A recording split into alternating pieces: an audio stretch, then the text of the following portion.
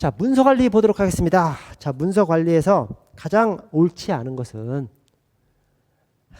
자, 4번이 틀렸는데 1번부터 한번 좀 보겠습니다. 자, 기한문에는 발의자 보고자의 직위나 직급 앞도는 위에 발의자는 별 표시를, 보고자는 방패 표시를 합니다. 이게 맞아요, 맞아요. 자, 왜 그럴까요? 발의자. 자, 경찰서장한테 통상 보고하는 것이 팀장, 계장이 경찰서장한테 보고합니다. 보고자. 이게 이제 뭐 팀장, 계장이라고 생각해 보세요. 자, 그러면 그 문서를 누가 만들죠? 팀장, 계장이 직접 만드나요? 아닙니다. 뭐 김순경이 만들든지, 뭐 박경장이 만들든지 하는 거예요. 그러면 발의자, 그 사람이 발의자입니다. 이 문서, 이 공문서의 주인공이 누구예요? 발의자예요, 발의자. 발의자의 아이디어가 그 문서에 들어가는 겁니다. 그렇잖아요. 그래서 발의자가 그 문서의 꽃이야, 별이야. 그래서 별 표시를 하는 것이고요. 자, 보고자가 팀장, 계장인데 이 사람들이 서장한테 보고하러 들어가면 어떻게 돼 있어요? 깨지는 거지.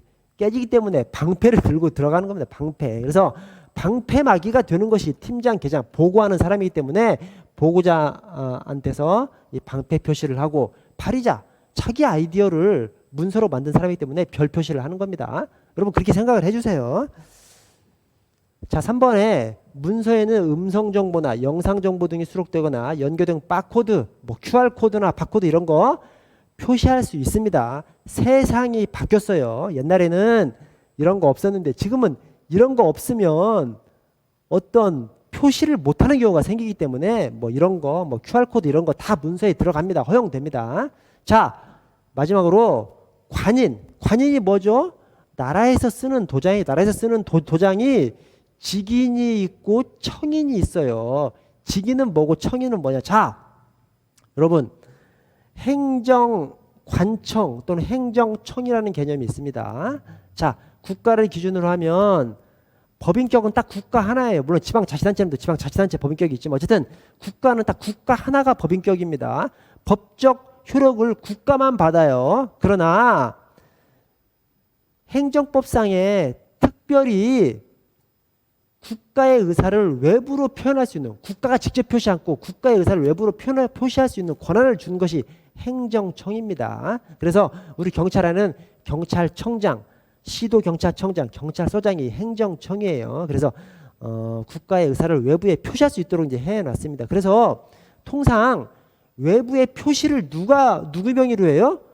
원래 법적 주체는 대한민국이지만 행정청만큼은 자기 명의로 국가의 의사를 표시하는 겁니다. 그래서 행정청, 경찰청이 아니라 경찰청장 명의로 외부에 국가의 의사를 표시하는 겁니다. 경찰에 관한 국가 의사를 외부에 경찰청장 명의로 표시하는 거예요.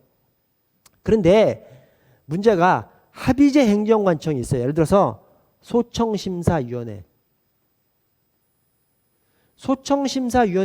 합의제 행정관청입니다. 그러면 소청심사위원회 합의제 행정관청이 소청심사위원회일까요? 소청심사위원회 위원장일까요? 여기는 위원장은 의미가 없어요.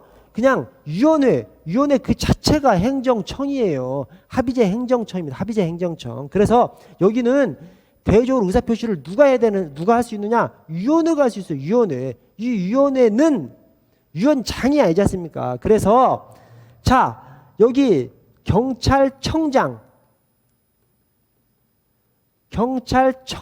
명의로 하는 것을 직인이라고 합니다. 직인. 왜냐? 경찰청장은 행정청이면서 직위잖아요. 직위. 그래서 그걸 직인이라고 합니다. 근데 소청심사위원회는 직은 아니잖아요. 그죠? 위원장이 직이지. 근데 대외적으로 의사표시를 위원회 명의로 할 수 있다니까요. 그래서 이것을 청인이라고 합니다. 그래서 이게 연결이 잘못됐어요. 행정기관장이 하는 것이 직인이고요. 그 다음에 행정기관 명의로 발신하는 것이 청인이고 행정기관장으로 하는 것이 직인입니다. 그래서 이게 바뀌었어요. 직인과 청인이 바뀌었습니다. 직인, 경찰청장이 행정청이면서 직위이기 때문에 직위 이기 때문에 그걸 직인이라고 하고 소총심사위원회 그냥 청 자체지 않습니까? 청. 행정청 자체지 위원장이 아니잖아요. 그래서 이것은 직인이라고 하지 않고 청인이라고 합니다. 청. 소총심사위원회 청 자체잖아요. 그래서